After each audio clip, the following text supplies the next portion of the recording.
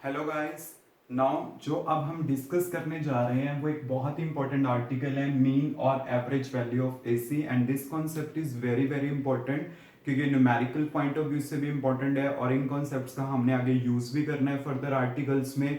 और आपके पास क्या है कि इवन कॉम्पिटिटिव लेवल पे और अगर आप ग्रेजुएशन जैसे आगे करोगे, जैसे ट्रेडिशनल कोर्सेज में मींस इन द बीएससी, या फिर अगर आप बीटेक करते हो तो उसमें भी ये जो पार्ट है बहुत ज़्यादा इंपॉर्टेंट है। मतलब ये एक जर्नल चीज़ें हैं, बेसिक चीज़ें हैं, कॉन्सेप्ट्स हैं जो हमने आगे भी यूज़ करने हैं फ्यूचर में। क्लियर? तो देखिए, आपके पास मीन और एवरेज वैल्यू ऑफ एसी का मतलब क्या होता है। इसका मतलब जानने से पहले मुझे यहाँ पे ये चीज़ क्लियर होनी चाहिए कि जो मीन और एवरेज वैल्यू होती है एसी की, वो हम कैलकुलेट करते हैं ओवर द हाफ साइकिल। इसका मतलब क्या होता है, जैसे देखिए ये मैंने इस टाइप से शो करी, ये है मेरे पास एसी। क्लियर?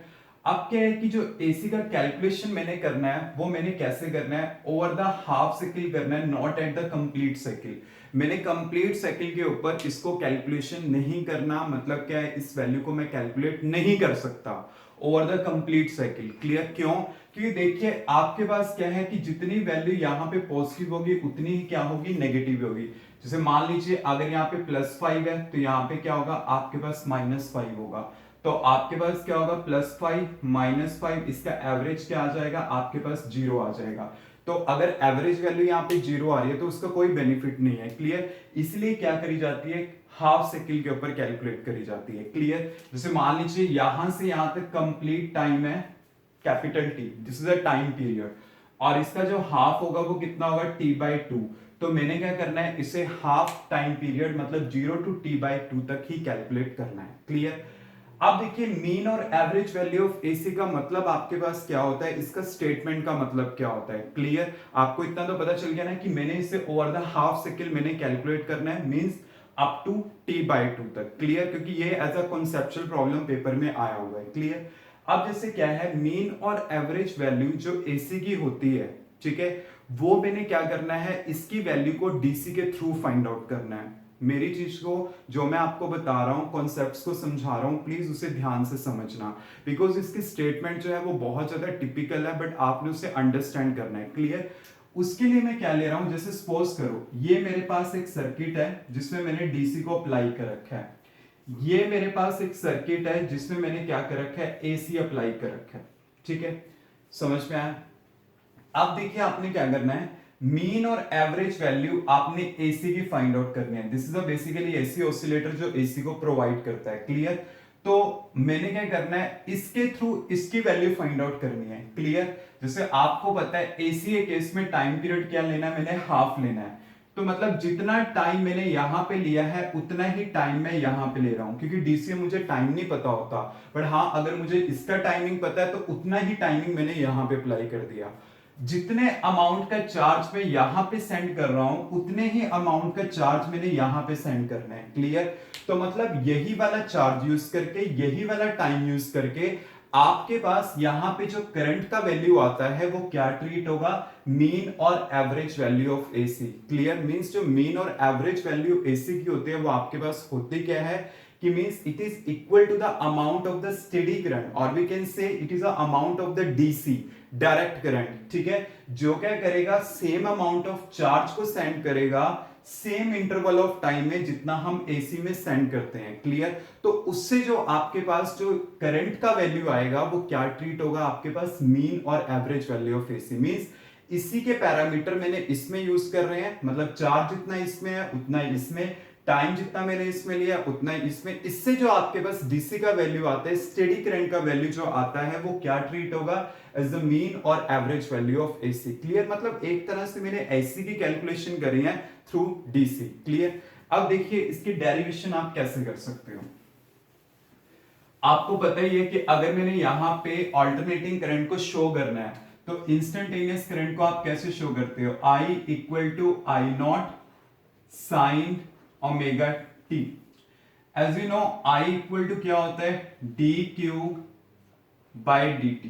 क्लियर? तो यहां पे डी क्यू का वैल्यू क्या आ गया, आई इंटू डी टी। तो आई का वैल्यू मैं सब्स्टिट्यूट करूंगा, I naught sine omega t into d t, ये मेरे पास आ गया। टोटल अमाउंट ऑफ चार्ज के लिए हम क्या करेंगे, इसके इंटीग्रेशन करेंगे, I naught sine omega t d T. Clear. और यहां पे टाइमिंग आपने क्या कहां से गान लेना है, 0 to t/2 तक, क्योंकि देखिए मुझे पता है कि मैंने इसे हाफ सेकंड पे कैलकुलेट करना है, और जो इंटीग्रेशन है विद रिस्पेक्ट टू टाइम है, तो टाइम की वेरिएशन 0 to t/2 है। क्लियर। अब देखिए क्यू आई नॉट मैंने क्या ले लिया, कॉमन ले लिया। अब साइन का मेरे पास इंटीग्रेशन क्या होता है, cos with negative sign minus cos omega T divide by omega. ये मेरे पास आया, क्योंकि इसका डिफरेंशिएशन मैं नीचे लिख दूंगा। जैसे आपको पता है ना ओमेगा टी, इसका तो मेरे पास ये आ गया, और ओमेगा टी का जो डिफरेंशिएशन होगा उससे हम डिवाइड करते हैं। क्लियर।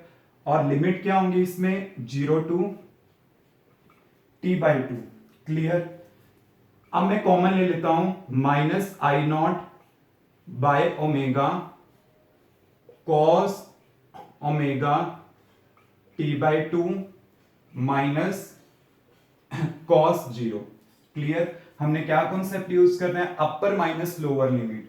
पहले मैंने t/2 पुट किया, फिर मैंने 0 पुट किया, कॉस 0 का वैल्यू तो क्या होगा 1, तो आपने क्या लिखना है यहाँ पे, minus I not by omega, यहां पे आ जाएगा कॉस ओमेगा का वैल्यू कितना होता है 2π/t into t/2 minus 1, cos 0 का वैल्यू -1। ठीक है, तो मतलब 1 पुट किया तो ये आपके पास आ गया, 2 से 2 कैंसिल आउट, t से t कैंसिल आउट, तो यहां पे क्या आ गया, minus I not bye omega, ये मेरे पास आ जाएगा। और ये क्या आएगा, cos पाई, cos पाई मतलब 180, cos 180 का वैल्यू कितना होता है -1, तो यहाँ पे -1 और ये है -1, तो कितना आ जाएगा -2, और माइनस माइनस क्या हो जाएगा प्लस, तो मेरे पास चार्ज का वैल्यू क्या आ जाएगा 2I0 बाय ओमेगा, ये मेरे पास यहां पे आ गया। क्लियर। अब देखिए ये जो चार्ज आया ये सिंपली बाय द कैलकुलेशन आया, बट स्टेटमेंट क्या कहता है, आपको पता है ना चार्ज क्या होता है, करंट इनटू टाइम। क्लियर। अब करंट यहां पे कौन सा फाइंड आउट करना है, एवरेज। ठीक है, और टाइम कितना है मेरे पास t/2, कितने टाइम इंटरवल पे फाइंड आउट करना है। अब मैं दोनों को इक्वेट कर दूंगा, I average t/2 equal to 2I0 by omega. Clear. अब देखिए यहां पे मेरे पास आई एवरेज t/2 और यहां पे 2I0 बाय ओमेगा, ओमेगा का वैल्यू कितना है 2π/t, t से t कैंसिल आउट हो गया, 2 से 2 कैंसिल आउट हो गया, तो यहां पे आई एवरेज क्या आ जाएगा 2I0 बाय पाई, ये मेरे पास आ जाएगा। क्लियर।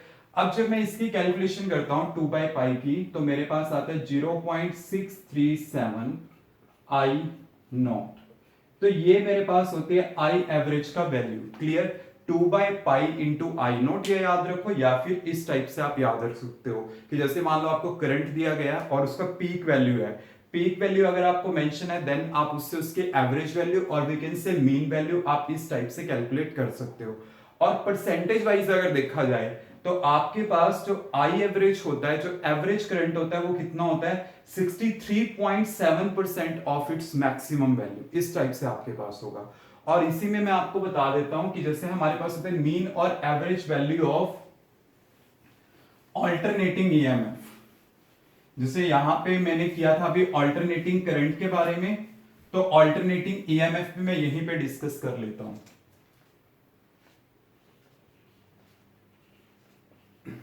ऑल्टरनेटिंग ईएमएफ मीन्स ये वोल्टेज से रिलेटेड है। क्लियर। अब इसमें पता क्या करना है आपने, कि जो स्टेटमेंट है पहले की तरह बिल्कुल सेम रहेगी, जस्ट आपने क्या करना है करंट को रिप्लेस करना है by the EMF.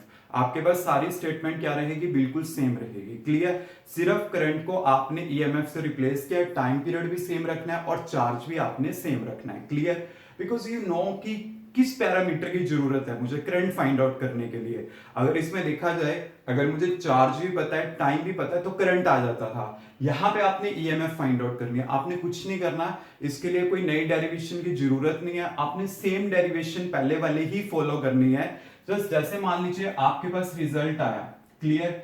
I average का वैल्यू क्या आ गया 2/पाई इंटू आई नॉट। ठीक है, तो आपने क्या करना है, आपको पता है वोल्टेज क्या होता है, करंट इंटू रेजिस्टेंस। तो अगर मैं इसको सर्किट के रेजिस्टेंस से मल्टीप्लाई कर देता हूं 2/पाई into I naught into R, तो करंट इंटू रेजिस्टेंस क्या होता है, वोल्टेज, मतलब ये क्या होगा, ई एवरेज 2/पाई, और ये इसका मैक्सिमम वैल्यू हो जाएगा। मतलब इस टाइप से आप कैलकुलेशन कर सकते हो, या फिर मैं ये कह सकता हूं E average equal to 0.637 of E naught. Means आपको इसके लिए अलग से कोई डेरिवेशन करने की जरूरत नहीं है, जैसे बुक्स में आपको दे रखी है। फर्स्टली राइट द स्टेटमेंट कि उसमें आप करंट को ईएमएफ से रिप्लेस कर दीजिए, क्लियर। उसके बाद जो फाइनली आंसर आता है दोनों साइड आर से मल्टीप्लाई किया, and then you will get this type of the expression. मतलब आपको एक करने की जरूरत है, जो सेकंड स्टेप होगा वो आपके पास अपने आप हो जाएगा इसमें। आई थिंक अब आपको क्लियर हो गया होगा किस टाइप से आपने कैलकुलेशन को परफॉर्म करना है। Clear, any doubt?